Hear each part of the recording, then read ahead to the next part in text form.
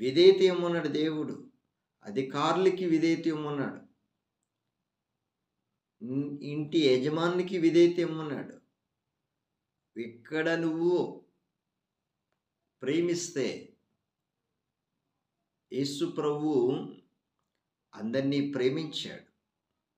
ఆ ప్రేమ కలిగి మనం ఉన్నప్పుడు పరిశుద్ధాత్మతో ఎప్పుడైతే కలిగి ఉంటామో ప్రభువు నీతోని ఆయన అన్ని కార్యాలు నీ ద్వారా దేవునికి మహిమ వస్తుంది.